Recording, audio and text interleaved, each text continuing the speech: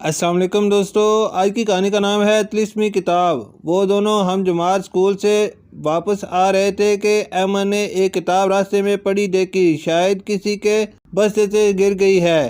احمد نے جھوکر انور سے کہا، پتہ نہیں کس کی ہے؟ انور نے کہا۔ دونوں نے ارد گرد دیکھا مگر کسی کو تلاش کرتا نہ پایا تو احمد نے کتاب بیگ میں رکھ لی۔ احمد کلاس 9 میں پڑھتا تھا اور اسے کتابیں پڑھنے کا شوق تھا۔ اس کے والد ایک سرکاری محکمے میں ملازم تھے۔ اس کی امی ایک سادہ سی گھریلو خاتون تھی۔ 8ویں کلاس میں پوزیشن آنے پر ایک ادارے نے اسے ٹیبلٹ کا تحفہ دیا تھا جسے وہ فارغ وقت یا ضرورت کے وقت ہی استعمال کرتا تھا۔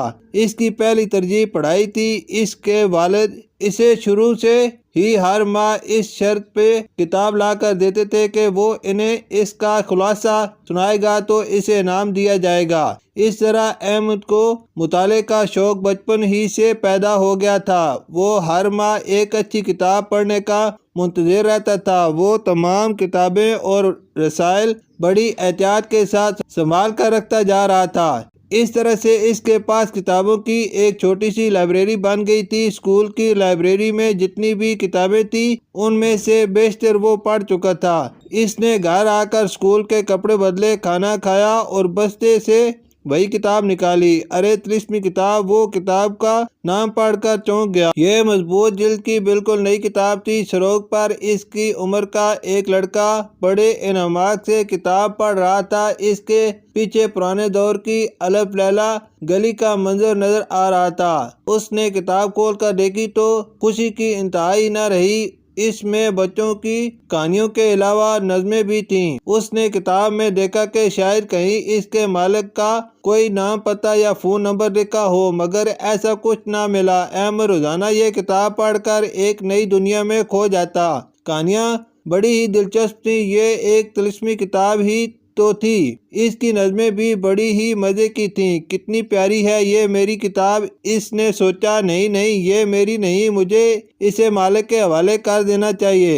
اس کے دل نے کہا، اس کتاب میں پیغام بھی تو یہی ہے کہ سچ بولو، بڑوں کی عزت کرو، دیانتداری سے ہر کام کرو، مگر کیسے تلاش کیا جائے اس کے مالک کو؟ اس نے پریشانی سے سوچا۔ آج کل مصنفین اپنی کتابیں خود چھپوا کر خود ہی فروخت کرتے ہیں اور اس کے لیے یہ فیس بک اور دوسرے ذرائع استعمال کرتے ہیں۔ موبائل سے ہی خریدار پیسے ان کے اکاؤنٹ میں بھجوا دیتے ہیں، ساتھ اپنا پتہ اور فون نمبر بھی بھیج دیتے ہیں۔ اس طرح سے خریدار کو فائدہ ہوتا ہے کہ اسے عمدہ کتاب گھر بیٹھے مل جاتی ہے اور مصنف کو بھی فائدہ ہو جاتا ہے کہ اس کی کتاب مناسب قیمت پر براہ راست خریدار تک پہنچ جاتی ہے۔ اس سے دونوں کے درمیان ایک رابطہ بھی قائم ہو جاتا ہے۔ یہ خیال آتے ہی اس نے مصنف کو ای میل کیا۔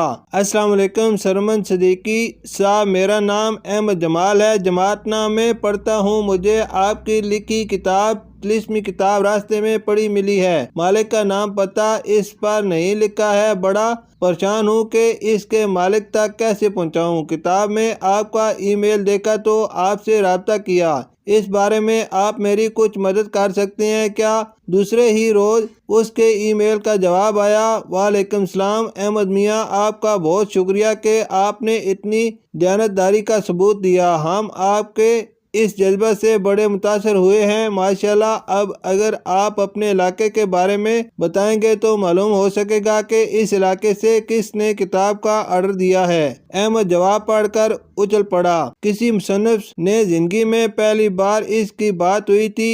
اس نے جواب میں اپنا مکمل پتہ ٹائپ کرنا شروع کر دیا تاکہ کتاب کے مالک کا پتہ چل جائے۔ احمد نے یہ بھی بتا دیا کہ میں نے امانت میں خیانت کرتے ہوئے پوری کتاب پڑھی، بہت پسند آئی، پھر پوری کتاب پر تبصرہ بھی کیا۔ اگلے دن اسکول سے آ کر دیکھا تو سرمد بھائی کا جواب آ چکا تھا۔ پیارے احمد، خوش رہو، ہمیں معلوم ہو چکا ہے کہ کس نے کتاب کا آرڈر کیا تھا۔ آپ کا بے حد شکریہ کہ آپ نے ہماری پوری کتاب توجہ سے پڑھی کتاب کے بارے میں آپ کی رائے ہمیں زیادہ عزیز ہے۔ بہت خوشی ہوئی کہ کتاب میں موجود سبق سے آپ نے کچھ سیکھا اور دیانتداری سے کتاب کو اس کے اصل مالک کو پہنچانے کی فکر کی۔ ہم سمجھتے ہیں ہمارا فرض پورا ہوا، ہم نے کتاب مالک تک پہنچا دی ہے، مگر آپ کو بھی ہماری طرف سے 30ویں کتاب کا تحفہ قبول ہو۔ ہم سمجھتے ہیں ہماری دونوں کتابیں اپنے اصل قاری تک پہنچ گئی ہیں۔ خوش رہیں اور اسی طرح اپنے